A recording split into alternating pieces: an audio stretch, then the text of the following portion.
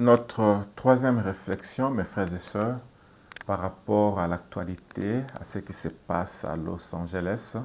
C'est vrai que nous compatissons avec nos bien-aimés, nos frères qui sont là-bas, mais nous voulons aussi penser à une prophétie, la prophétie de William Marion Branham concernant Los Angeles. Dans plusieurs de ses prédications, le prophète Branham a dit que Los Angeles, à cause de péchés qui se passent là-bas, à cause de l'immoralité, Dieu jugera Los Angeles. Et Los Angeles, spirituellement, est déjà condamné par Dieu à cause du péché. Et le prophète Branham avait prophétisé que Los Angeles ira au fond de l'océan. Los Angeles va être submergé par l'eau. Les requins vont nager au-dessus de Los Angeles. Alors, nous voulons un peu comprendre, est-ce que ces événements qui se passent aujourd'hui à Los Angeles, est-ce que c'est l'accomplissement de la prophétie du prophète Branham?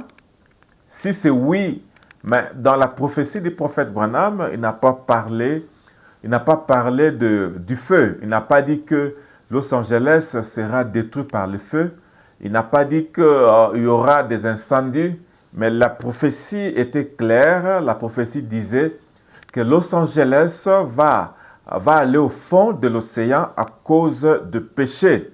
Mes frères et sœurs, la leçon que nous voulons tirer de ceci, bien que nous ne voulons pas aller dans des interprétations particulières, parce que la Bible dit qu'aucune prophétie devrait être sujet d'interprétation particulière.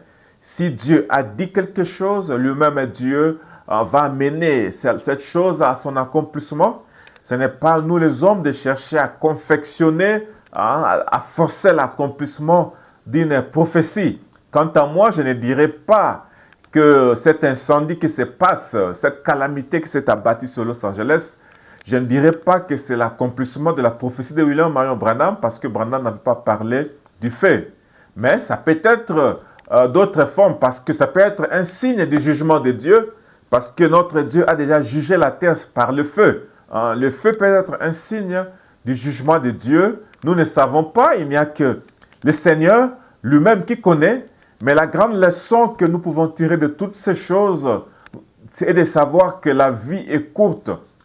Tout ce que nous pouvons avoir sur cette terre, nos richesses, ce sont des richesses incertaines. Tu peux avoir l'argent maintenant, dans 5 minutes, tu n'es pas sûr si tu vas encore garder cet argent.